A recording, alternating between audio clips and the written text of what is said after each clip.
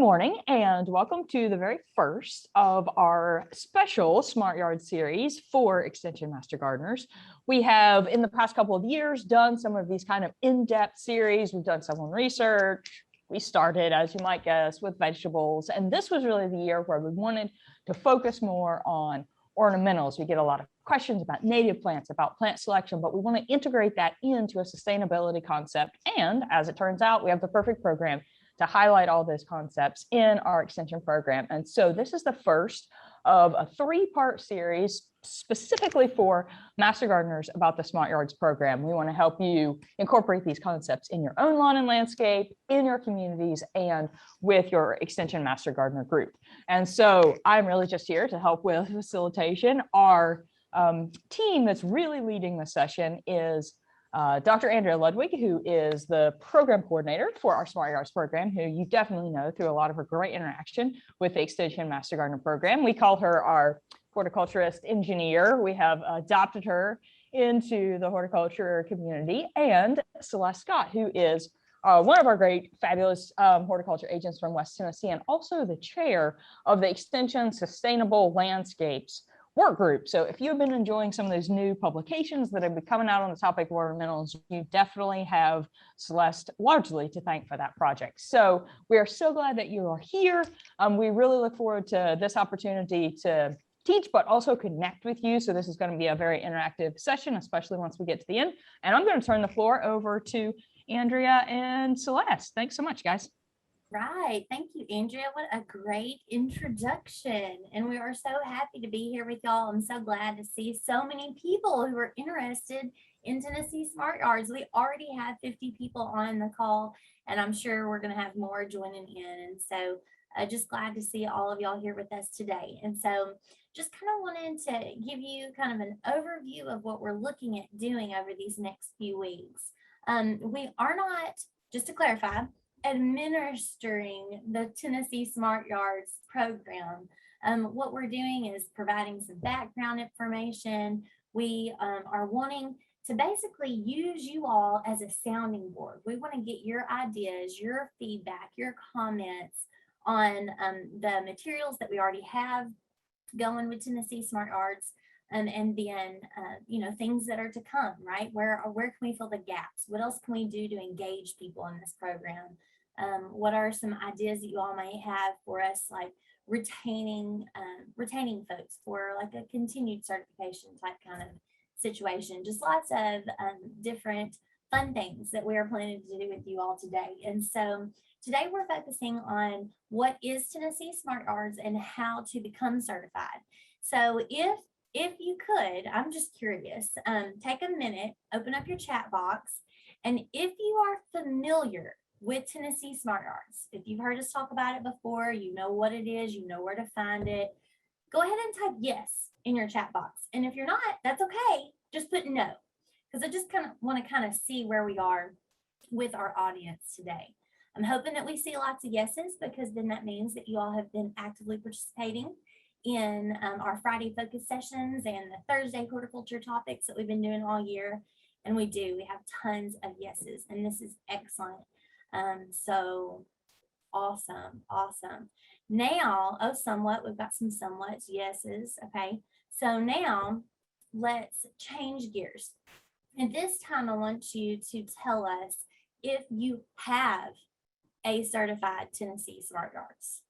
Okay, new question. Do you have a Tennessee Smart Yards? Is your yard certified Tennessee Smart Yards? Yes or no?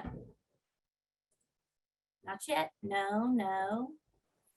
Yes. Oh, yes. We have a verbal yes. I like that. Yes, I got one. Not yet. Okay, so this is perfect. We have designed this program just for you all, people who are familiar with Tennessee Smart Yards, but have not done their certification process yet. So we're so glad to have y'all with us here today. So that's what we're going to talk about today. Next, Now, I have a question for you. Oh, sure. I do have both, but I want to get the way I did it online. It was not like this, where you can give more information, but I like to, give recertified. So good. Okay, well, we're going to talk about some ideas for that as we go along. Thank you so much. Cool. So next week, we are going to talk a little bit more about what is a Tennessee Smart Yards community or neighborhood. We introduced that as well a little earlier this year, but we're going to go into a little more depth.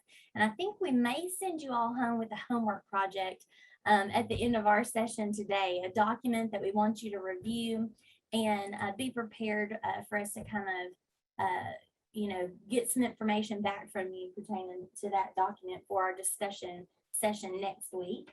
And then our final week, we're really going to talk about how we can integrate these two programs, right? So what are the outreach opportunities for Tennessee Extension Master Gardener and the Tennessee Smart Yards program, right? How can we both help one another? Because I think that's really what it all comes down to, just those synergistic relationships, us helping Smart Yards providing program materials for Extension Master Gardeners to reach out to our communities. So that's kind of a brief overview of what we are going to focus on for these next few weeks. And so from here, I will hand it over to Andrea. She's going to get us started for the day, and she and I are just going to kind of go back and forth. So Andrea, take it away, darling. Excuse me, could I just interrupt for 1 second? Sure. I'm Suzanne from Hamilton County, and I'm getting messages from a couple of people who signed up that they're having trouble signing in. And it actually took me a couple of tries to sign in.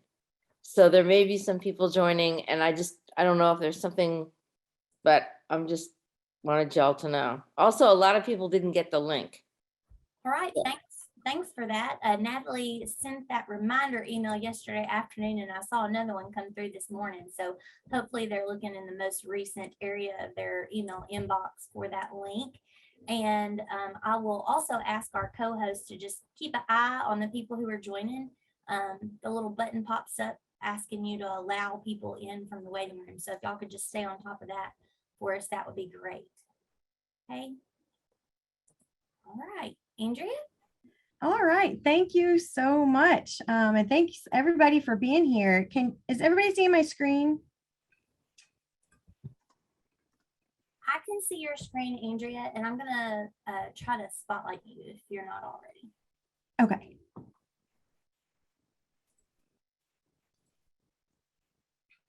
All right. Well, I will take it from here. Thank you, Celeste, and thank you, Natalie, for the wonderful introductions, and thanks everybody for being here this morning. I am just thrilled for this collaboration that we've been working on for many, many years now, but it is really just starting to come to life here. And between Tennessee Smart Yards program and Tennessee Extension Master Gardeners. And of course, there is no better group of people than Master Gardeners to get this message out to folks who aren't involved with Master Gardeners quite yet, or are new to gardening, or perhaps have been gardening their whole life and already doing a lot of these actions, but really just trying to create motivation, cohesiveness, and a program and a platform across the state for topics related to healthy and sustainable landscaping among our communities. So we see you guys as an integral piece of getting this message out. Obviously, you're bringing expertise and motivation and passion to it to help us recruit people from communities all across the state. And then being that kind of glue that's going to connect everyone who participates in this program together through stories, through sharing experiences, and all the great things that you're already doing through Extension Master Gardeners. And hopefully this type of program can also be maybe perhaps a recruitment tool or springboard for new Master Gardeners in the future. So all that to say, I am going to give a quick kind of background on what exactly Tennessee Smart Yards is. And I love to see that so many of you guys are already familiar with it. I know many of you probably got snippets of it in your intern training, and awesome to hear some of you guys already have your Tennessee Smart Yards. So some of this might be a review for you guys, but I'm going to start kind of at day one for those of you guys who haven't quite been exposed to it quite yet. So let me get going. I am actually, like Natalie said, I'm an engineer by training. So I always kind of give that disclaimer when I'm talking with horticulture experts here. So you might be thinking, what is an engineer doing talking about gardening? But from my perspective, we're looking at a landscape, looking at the soil and water health, and it's all connected. And so I like to think of healthy landscaping and sustainable landscaping as a really great tool to address some of the challenges that we see all throughout our landscapes, both in our backyard, all the way up to the global scale. So with that, thinking about scale, let's revisit some of the things that we learned and we talked about in chapter 4, the stewardship chapter of your intern training, thinking about ecosystem services. So I'm going to give kind of a pretty big picture scale about why we care about sustainable landscaping, why we care about, having healthy land and water. Some of this is very obvious, but, to kind of reframe how we can help spread the message to those who might not be as familiar. And so thinking back to that chapter 4 about the, the underlying framework that we're thinking about when we think about our environment around us and why we would care to keep it healthy. We know that it's because we rely on our environment. We ask a lot out of it in terms of giving us the quality of life that we enjoy across Tennessee. So kind of reminding ourselves of those ecosystem services, from supporting, provisioning, culturing, regulating, all of these things that we enjoy and we as humans gain from a healthy environment around us. And when we see imbalances in the landscape or impacts that start to diminish the capacity of our environment to provide these services to us, generally we either suffer in terms of human health, our quality of life decreases, or it hits us in the pocketbook because we have to pay to restore it. And so if we can kind of, as a society, think about just the small ways that we can implement simple practices that not only benefit our own property to begin with, but then also add to that protection for the ecosystem around us, then, as a whole, we'll all be better off. So again, starting really big picture there with ecosystem services. And one way we can really think about, kind of doing a measurement of what our ecosystem is experiencing, how healthy is it? Of course, I'm a little bit biased, but I think of our water quality as being one of those kind of generally easy things to look at, to get a feel, take the temperature, if you will, of our environment to see how we're doing. And luckily for us, we have a state agency tasked with looking at the quality of our water in our streams and rivers that flow across our state. Of course, we have 60,000 miles of these, you might recall, and hopefully you've seen this map that I've presented before. This is the water quality assessment from 2020 from the Tennessee Department of Environment and Conservation. And again, kind of thinking of water and water quality and how our streams and rivers, how healthy are they, as maybe being one of those indicators of our ecosystem as a whole. So here, you might recall, if this is a blue stream in this map, we're doing pretty good. It's supporting its designated uses, meaning that that stream is of a great quality that gives us the opportunity to swim in it, go fishing, use it for drinking water, for watering cattle, whatever we need to use it for. Unfortunately, if we're a red stream in this map, that means that we've got some challenges, and that means that something in that water quality is not letting us use that water as we need. So just over 50% of our streams are assessed, just under, and just over are not assessed. So of course, this is not a full picture of all the streams, the 60,000 streams, miles of streams that run through our state, but it's a pretty good indicator when we start to look at some trends. And just to kind of zoom in, TDEC's got a great data viewer. If you're ever bored and looking on the internet and want to dive into some research here, you can see, just some of the streams and the types of landscapes that they're running through. And just to kind of look from Jackson all the way over here to the Knoxville area, some of those streams flowing through our residential communities, have some of these challenges in them. So, and that QR code that I have there at the bottom actually goes to a great data viewer that the US EPA has put out that collects all this information at a national scale. So it's really interactive there. But all this to kind of show us that, in summary, about 4,000 miles of those assessed streams, and so this is just of the half that we know the quality of, are impaired by runoff from developed land. And so this means that our urban, suburban, and residential landscapes are contributing to some of this impairment that we see in streams. Again, kind of using streams and water quality as this litmus test to give ourselves an idea of what the environment's doing around us. So some of the pollutants that we see coming off the landscape in these developed watersheds include bacteria, sediment, nutrients, and a change in the vegetation that's right along those stream banks and river shores. So we can think of these things as being opportunities. You know, we know that there are great practices that each of us can do in our own yards to address bacteria. So scooping the poop from our pets, a good practice, right? Trying to reduce the amount of sediment in our streams. We can make sure that we've got cover, nice healthy vegetation, and perhaps putting in a rain garden or something that's going to absorb runoff from our impervious surfaces decreases the amount of stream bank erosion that we see that leads to sediment impairment as well. Nutrients, using a soil test, of course, that's one of our mantras. So all of these are things that we know are great practices that we are sharing our experiences about in Extension Master Gardeners, and then hopefully we can share those with others through TNSY Smart Yards, because all of these are actions kind of wrapped up in the program. So is sustainable landscaping a solution to some of the challenges that we see? And of course, I think we can all agree that the answer is probably yes. But not only to these challenges at the environmental kind of big, either global, national, or state scale, but then also just challenges to what we see in our own landscapes. So we're talking about landscapes that work for people and our environment at the same time. So it's the benefit of both, right? So we need landscapes that are going to meet our own needs and use for space, of course.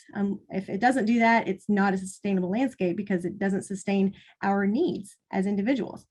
Maintenance and budget are considered. Of course, these things are very practical issues that need to be kept in mind when we're thinking about how we manage our landscapes. We need our landscapes to be aligned with our community expectations.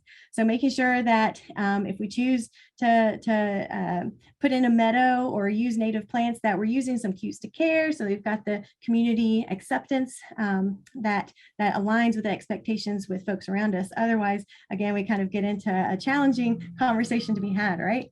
We're working on being in balance with the local environment. So again, instead of fighting with nature, we're working with it as much as possible to increase those ecosystem services and protect areas that need protection. Ultimately, we want to support biodiversity and protecting those natural resources, and then generally reducing the need for putting in external inputs into our management. So whether that's gasoline, carbon emissions, reducing that need, reducing fertilizer, just reducing the amount of consumption that our landscaping practices are taking. So all of these kind of being the backbone definition of what we're talking about when we're talking about sustainable landscaping and how we can share that through TNSY Smart Yards. So when I think about all these challenges here, I always am still stuttering to say, unfortunately, the University of Florida, giving Florida a little bit of credit here for putting together a foundational program that addressed some of these water resource challenges and addressed homeowners specifically. This TNSY Smart Yards program, the predecessor for this was out of Florida. So we learned from our extension colleagues in the Southeast at Florida Cooperative Extension, and they had this program, Florida Friendly Landscaping. And this curriculum was brought to Tennessee and adapted for our uses here. So our timeline and history of how TNSY Smart Yards has adapted from that original model at Florida, the successful model at Florida, was from 2008 to 2012. We had our original grant from the Tennessee Department of Agriculture addressing water resource challenges in watersheds. And this was conducted by the Tennessee Water Resources Research Center and UT Extension.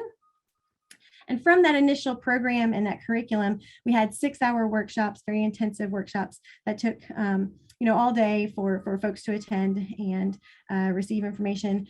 From that pilot program in about 6 counties across the state, we then moved into a program refinement phase where we were looking at the curriculum, making sure that it met our needs for Tennesseans.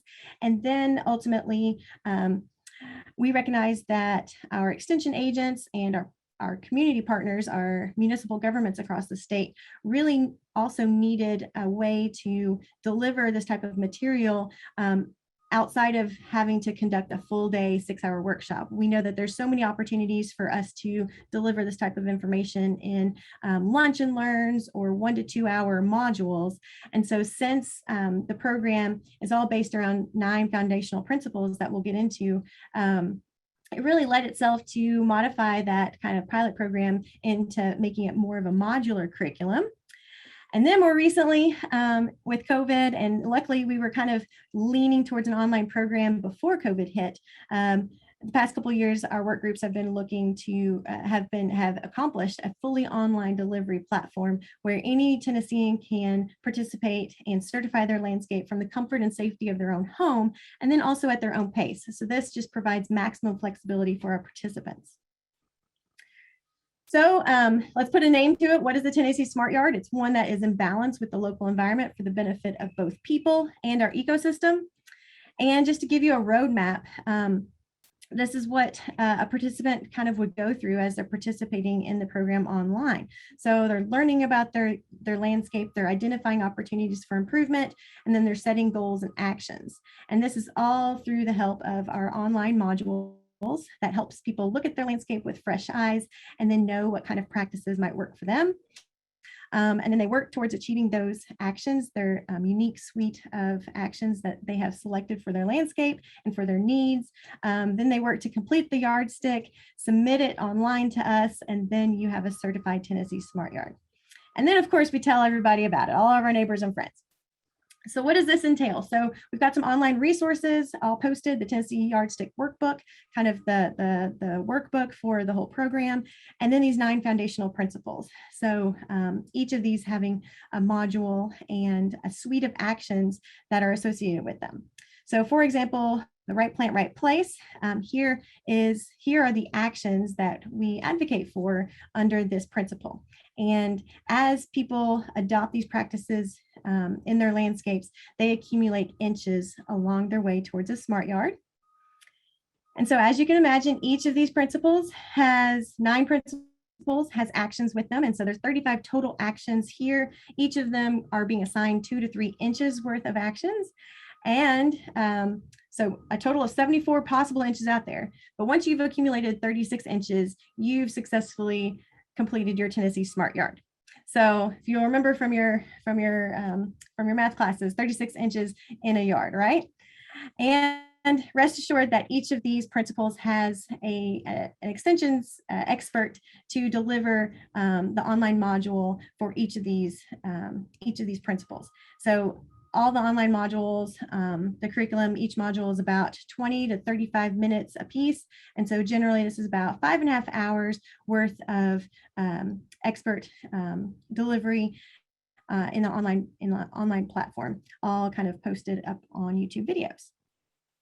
So generally, just kind of wrapping up, if we can advocate for more smart yards throughout our landscapes, we're going to have healthier landscapes across our state.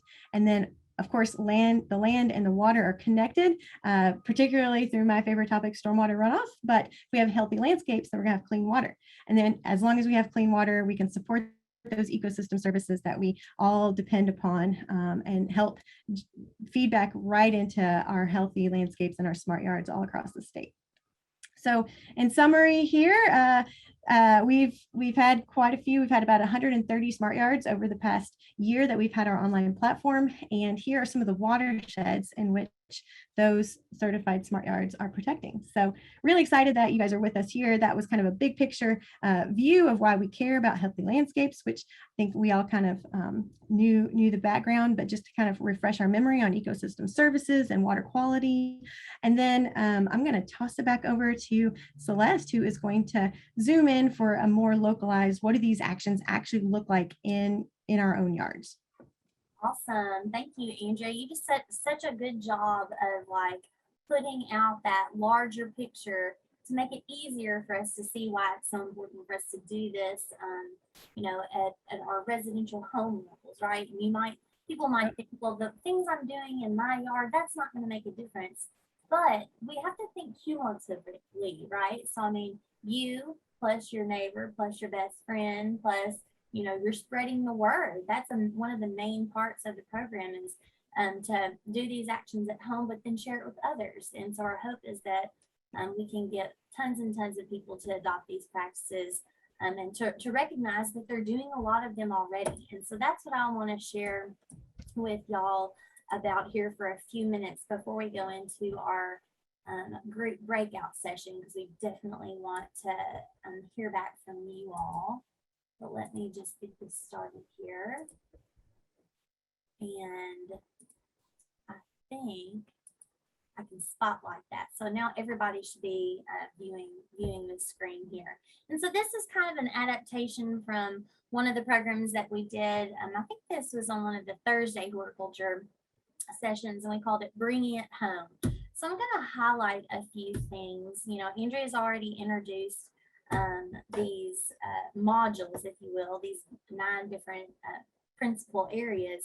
But this is just highlighting some of the most popular actions that we're taking within each of those modules. And then as we go through this, I actually made some notes last night because I'm ashamed to say it, but I need to officially certify my yard as a TNSY Smart Yards. I've watched all the modules, so that's step 1. Andrea's going to walk us through how to use the website here in a minute. I've done that.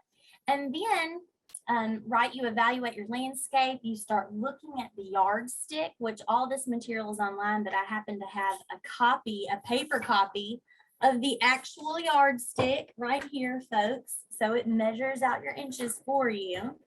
And I went through this last night just to see what practices I was already doing in my landscape. And do y'all want to know how many inches I already have? These are principles that I'm already doing. 28 inches. Yeah. And that was me being very honest, right? So there were lots of practices on here that I know are the right thing to do, but maybe I haven't physically done it. Sketch your yard, including long-term goals. I've sketched my yard. I have not included my long-term goals. That's in the right plant, right place section, right? So I just went through here and was being very honest, and I'm nearly there. I'm way more than halfway through my action steps to get a certified TNSY Smart Yards. So this is going to be our challenge to you all during this process.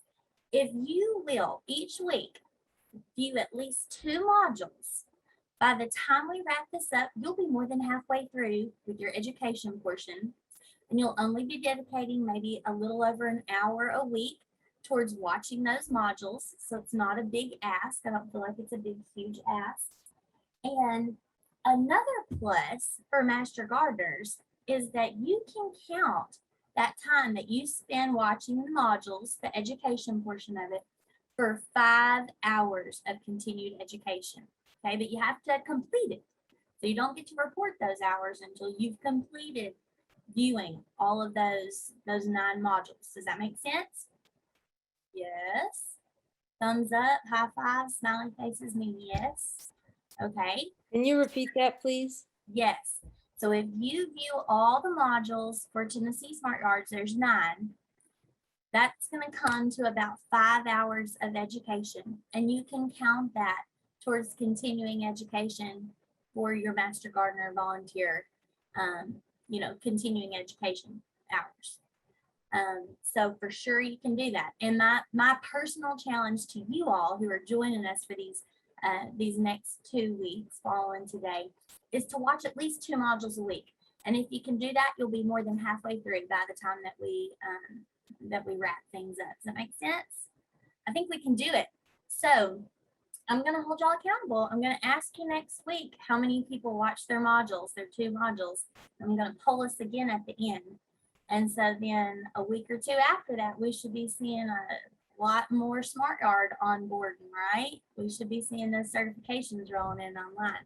So anyway, I got off track, but that was a side story. And Another positive for Tennessee Extension Master Gardeners is that we are working right now on a way to for you all to help us compile the things that you're doing in your landscapes, compile those on a a statewide level so that we can use that for education and program building in the future. So there is going to be potential for you to also earn service hours, and we're going to kind of talk more about that in the weeks to come. So don't stress about that right now. Let's just focus on education, getting the modules viewed. But we're going to tie that up with a pretty little bow at the end for everybody, okay? So we can get service and education hours towards Tennessee Extension Master Gardener efforts, okay? Cool, okay. So I got all sidetracked, I got too excited. And so let's go back to some things that, are the most common practices for people to be checking off on those yardstick inches. So determining landscape objectives in the right plant, right place section was the most popular one that folks are adopting. In the module of managing soils and mulch, using organic pine straw, bark, leaves, or hardwood mulch was the #1 with about 96.8 participants. And another one that I had on my list is not only do you get to count 2 inches for using organic hardwood mulch, but you get to count 2 inches for using at least a 2 to 3 inch layer of mulch, because that actually reduces weed seed competition from weeds, because you're reducing the likeliness of those germinating. So I got 4 inches, bam, already. I'm using organic mulch. I'm using a 2 to 3 inch layer of mulch. So just some easy examples of how you're already racking up lots of points. Reduce, reuse, recycle. I love in this picture how they've salvaged a tree that fell on the property and using those to kind of edge the beds. But some other things that you might be doing are just repurposing like everyday objects for garden design, garden decor, art. Also leaving grass clippings. I'm super lazy. When I mow the yard, I'm not going out there and raking up grass clippings. So I got 4 inches already because I'm using old junk to decorate my garden, right? And I'm leaving out grass clippings because I'm super lazy. No, I'm just kidding. I like to call it efficient. I'm an efficient gardener. I'm not lazy. I'm efficient. Now I want to talk about water efficiency. So this was the most popular one, using a rain gauge to monitor your plant needs. It seems so simple, but guess what? I don't even have a rain gauge out in my garden. It seems so silly. I can't believe I don't have one, but I don't. So I didn't get to count that towards my points. But I was doing some other things in that area. So I got to count at least 2 points. So, I'm doing things to monitor water. I disconnected downspouts. So that was at 2 inches in that section. Fertilizing appropriately. The most popular action in this section was to just fertilize based on soil test recommendations. And I just kind of took a snippet out of a soil test that came through the lab recently here at my county, just to kind of show you what things look like. They give you your recommendations here in a chart form, but then they also spell things out very plainly in text beneath there, if you're having trouble comprehending that, or putting it together to make like a functional action step. So super easy to follow those recommendations. And if you have issues, you can always call your agent and they can help you with that. But managing yard pests.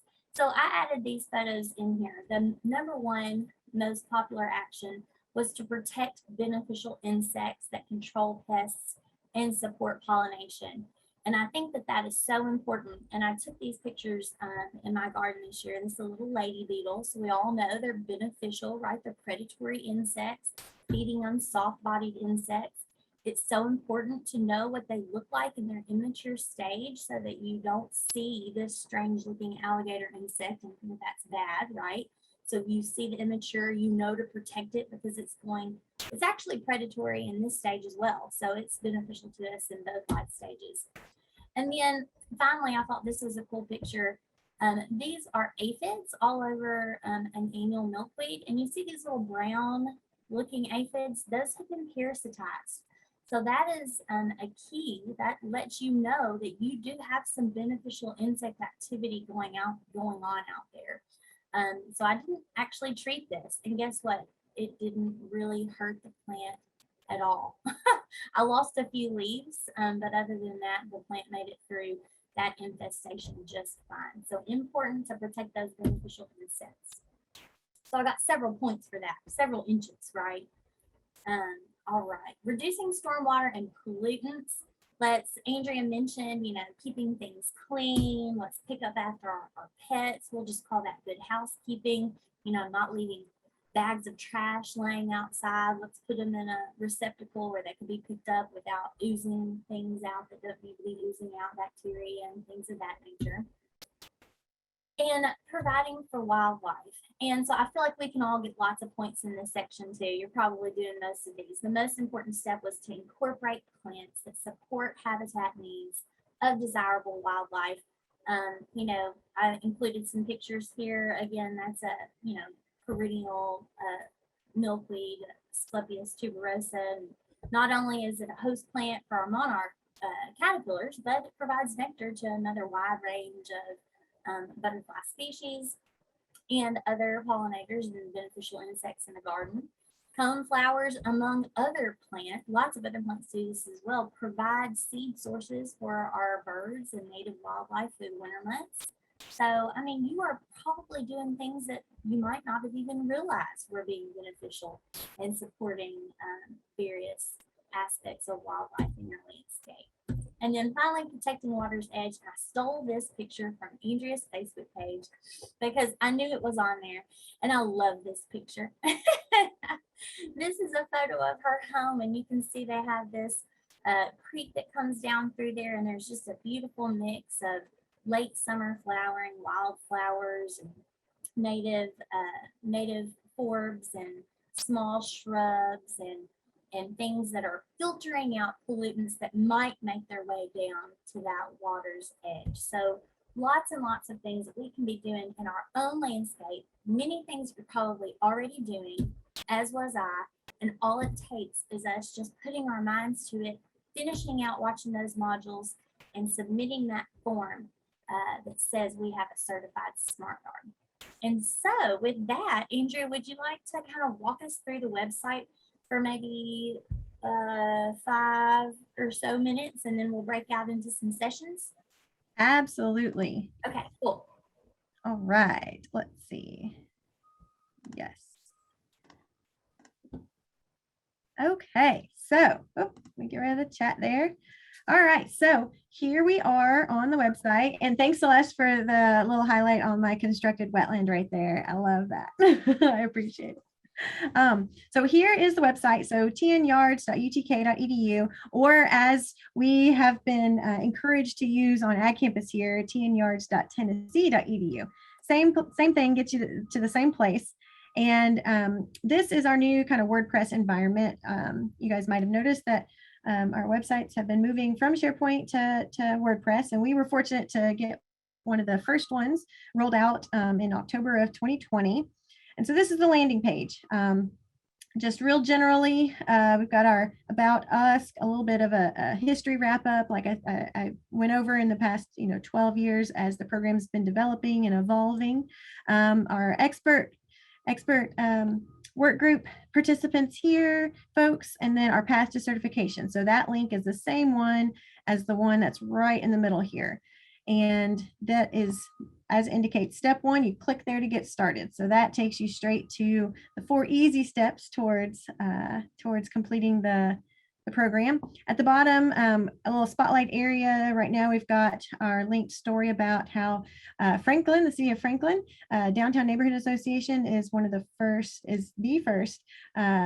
community in the state, helping us to be a guinea pig, piloting our program about Tennessee Smart Yard communities that we will be talking with you about and hoping to get your feedback on before we officially roll it out kind of as a more official program in 2022. Some resources right here, quick links, and our native plant database that has been created, and a blog that is supported by, written by one of our very own Extension Master Gardeners, Joy Stewart in Hamilton County. So click step 1, click there to get started. So this is what will pop up. Do not If you get to this site and it looks a little bit different in the near future, I'm gonna try to reformat this to make it so that these steps are actually part of an accordion, so they just drop down. But between now and then, this is what you'll see. So step one, downloading the resources. So we've got our full color workbook right there, but it's formatted in 8.5 by 11 to download and print if you'd like. Full color yardstick, just a 2-page kind of combo of the hard copy that Celeste held up there. And then we've also got our tabular yardstick and then our interactive spreadsheet. And that interactive spreadsheet actually downloads an Excel file, and it is basically this tabular form, but it's interactive. And so as people are putting in their inches in this box, it actually accumulates and tells folks how many inches they have, how many more they need towards their 36 inches total before they can certify their smart yard. And then there's a place for folks to record comments and dates and important notes on their actions. So downloading all the resources, that's kind of the step one. Step two is viewing the videos. And so this is where all of the YouTube videos are linked. And so, for example, Right Plant, Right Place, you can see as soon as you scroll over the icons, the little finger pops up there. And so that shows that there's a link. And we're about to hear the lovely voice People of, ask me every day. just kidding. What do I do? I forget to there's look ads the way now. That I do? When I tell them We're going to work it's on this. night. Okay. All right, this is the first There class we have in Lucas a series Holman. of classes for talking about Right Plant, Right Place. And you can see, so each of these modules has about 20 to 35 minutes of curriculum delivery by our extension professionals right there. And that opens in a new tab. So people can always just close that up and then get right back to their other modules. And so they can just knock them out. So each of those having one of our work group members delivering those. And then step three, so they're learning about these practices, again, kind of at their own pace, and then they're accumulating their inches as they take these actions, adopting them into their management and their maintenance activities in their landscape. So once they have filled out their yardstick, then they can come right here and certify with us, and they will receive a certificate that looks like this with your name right here. You all will have your name right there, your address right here, and this comes as a PDF. And then they're also in the email, the certification email, there's the password to be able to put the official metal yard sign in your basket in the e-marketplace. And I have one right here. Let me, so lovely for $30. And after you complete your yardstick, of course, this can be yours. Of course, all proceeds go back into the program itself to help us get out the word, and that includes shipping. So pretty good deal. Metal seems to be withstanding the weather pretty well in my yard, and looking forward to seeing those pop up across the state. And just a real quick look at what that certify form looks like. So here's where folks tell us a little bit about themselves. And then on the next page, they'll tell us how they completed their smart yard. So with that, that is our web platform. So let me take you back to the home site, tnyards.utk.edu, and everything that you need will be found right there. Awesome. Thank you, Andrea, for walking us through, how to find all of that information on the website. I think, it's so important, yeah, we can find it, we can watch the modules, but then we forget that last step of clicking that certify button. We want to see those certifications coming through. So whether you want to spend the $30 extra to get the metal sign or not, that's up to you, but please go ahead and if you've watched the modules, if you know that you've accumulated 36 inches, go ahead and click that submit button so that we can see those numbers grow. And I think it's going to be important for us to have a large number of certified Tennessee smart yards. Once we get on into this discussion here in a few weeks, we're going to talk about how master gardeners and smart yards can work together. So it's going to be a really pretty marriage there. So we're fixing to go into breakout sessions. We've got 15 minutes left. So let's take I know it sounds weird. Let's take 12 minutes? Let's take 12 minutes in a breakout session. I don't even know if that's possible. Natalie's in charge of the breakout sessions. We'll take the majority of that time for you all to get into your groups. They've already been assigned randomly. So you're not going to have a facilitator. This is just, folks being part of the group. And I put in the chat box, we want you all to brainstorm ways that we can create or expand exposure of the Tennessee Smart Arts program. That might include, new audiences that we haven't reached yet, new platforms, right? Should we be using social media? Should we be pushing this in a different way online? What do you feel like that looks like? Could we incorporate this with workshops to create exposure, making new partnerships? We just want you all to be creative and generate some ideas on what we can be doing to create exposure for this Smart Yards program. So let's take the next, 10 to 12 minutes in our breakout sessions and do that. And if everybody can just pick one person that when we all come back together, type your main ideas into the chat box for me, like group 1. And these were our 3 big ideas. Does that make sense? So that we can kind of have a record of it. I realize we won't have time to have a speaker from every group come on and highlight those, but we definitely want to document it so that we can incorporate those into our plan for the future. So, all right, so here we go. In a minute, you're going to see a box pop up that'll say Natalie Baumgartner is inviting you to join room 1 through 9. And you just click join, okay? Hey, welcome back, friends. Have your designated, chat typer put in some of those main ideas that you guys generated while we were in our breakout sessions. I know it wasn't super long, but I know that y'all had some good ideas and we want to hear what those are. I'm gonna give y'all a couple minutes here to get some of those typed in the chat. Andrea, do you want to kind of, while folks are getting stuff in their chat, do you want to tell us what were a few of the main ideas that were in the breakout room you went into? Yes. Okay. Good deal. I said I shouldn't have been the recorder because I need to speak, but yeah, I'll just speak what we talked about, which we had a great conversation. I'm sure everybody, the ideas were flowing, hopefully, but it was all about leveraging, what are folks doing already and how can we leverage opportunities to get this information in front of people in places that we're already working, so really just not trying to add. We can add new things, obviously, but just leveraging what are the existing opportunities. So, having a booth at expos and farmers markets, of course, kind of low hanging fruit there. And then if there's lecture components with the expos, putting in for a lecture to talk with folks. Oh, there in Madison County, there's a butterfly garden at a retention pond.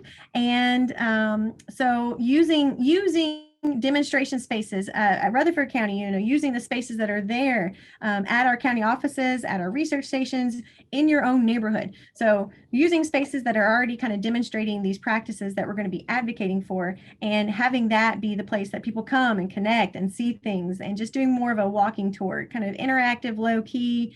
That just sounded super attractive, I think, for folks. And then apparently the Butterfly Garden has a Facebook group all to its own for the neighborhood. So, generating some buzz in Facebook and other social media platforms, of course. Yeah, so those were kind of some of the ideas that we were really bouncing around. Thank you. And I've been kind of reading some that y'all been popping in there, and what great ideas. Scout programming involving our scout programs. I had never thought about that. Those guys have, they're trying to do projects to get towards their badges and things. So let's involve some of them to do some things. Science and children's museums. What a cool idea. Even like our libraries, in those areas, they're always looking for activities to get those kids involved in things. One other thing I wanted to throw out that we talked about in our workout group, breakout group, was just because we've got this nice online platform now where anyone can participate kind of at their own pace, doesn't preclude us and extension agents from doing in-person, deliveries, at the county level. So we have resources, and you all will have access to the PowerPoints and these sorts of things. So, agents can already deliver this at their county if they see the need. And then also Extension Master Gardeners, so if there comes a critical mass of folks, we can get together and have a little workshop on how to deliver more in-person experiences as well. And so we were kind of talking about a hybrid where maybe the delivery, people watch the videos at home, and then the coming together is the networking component that we're all kind of missing and really wanting to get more of now that some of the restrictions are being lifted. And that's like the place where we share experiences about like how we're adopting practices and such. So we're still using the online platform for the delivery, but then we're facilitating the people getting together and connecting. So I thought that was really cool. Awesome. And then one more here that I wanted to mention. Where did it go? Oh, pictures of a variety of properties, homes, commercial, churches, etc., that have been certified. And I think this is going to all play in. So when we talk about those service hours that are going to be tied to a Tennessee Smart Yard certification, from a master gardener standpoint. Okay, so like I said, we're going to talk about that in the weeks to come.